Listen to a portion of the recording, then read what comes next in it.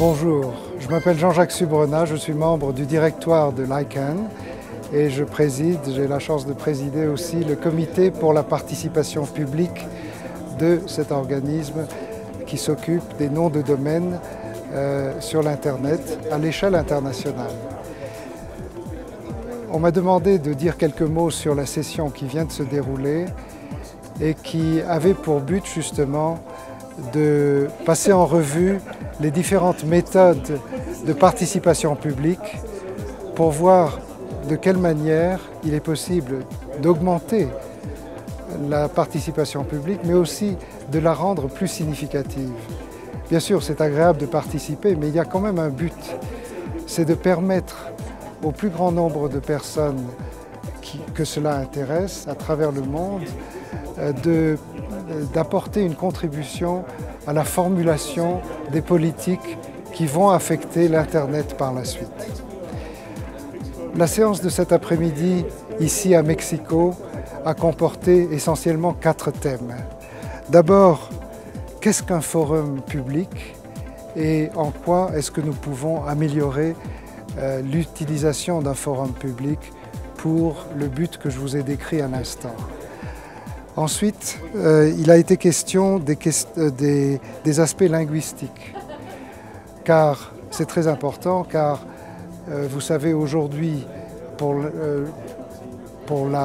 les dernières années en tout cas, il y a eu l'Internet surtout en anglais.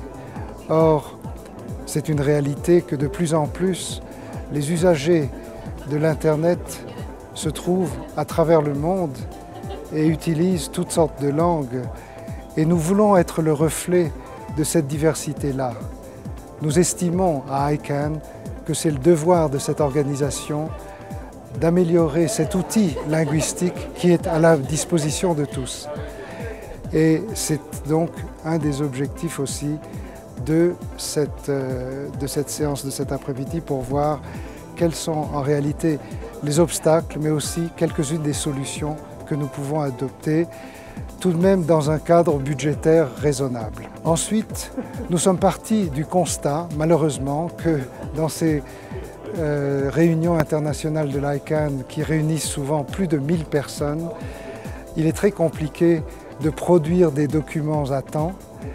Par exemple, cette fois-ci, il a fallu produire 68 documents, dont 33 ont été traduits dans les langues des Nations Unies. Vous voyez un peu ce que ça représente comme effort. Et il y a eu une discussion avec le public ici sur les points qu'ils estiment le plus important pour améliorer et surtout pour rendre plus efficace l'utilisation des langues dans ICANN. Enfin, nous avons débattu de la visibilité du directoire, dont je suis simplement l'un des membres. Et en fait, la réelle question, c'est de savoir quelle est la meilleure articulation possible entre les participants, les usagers de l'Internet en général et cet organe de direction de l'ICANN qui se nomme le directoire, ou en anglais The Board of Directors. La discussion a été assez complète, je trouve. Nous avons consacré 1h30. Je vais vous livrer mon sentiment personnel, c'est très insuffisant. Sur un sujet comme ça, c'est évidemment trop peu. Mais je voudrais ajouter que c'est la première fois que se réunit ce nouveau comité pour la participation publique de l'ICANN et nous en avons profité pour le faire en public. Cela nous paraissait la moindre des choses. Donc, c'est un début et je vous invite tous à faire l'effort de regarder sur vos écrans, de prendre les contacts préliminaires voulus avec le personnel permanent de l'ICANN et ainsi vous pourrez vous mettre dans cette noria, dans cet effort de participation, encore une fois je le répète, dont le but final n'est pas simplement de participer, c'est d'avoir une influence, d'apporter votre point de vue sur l'avenir de l'Internet et sur sa gouvernance. Merci beaucoup, à une autre fois.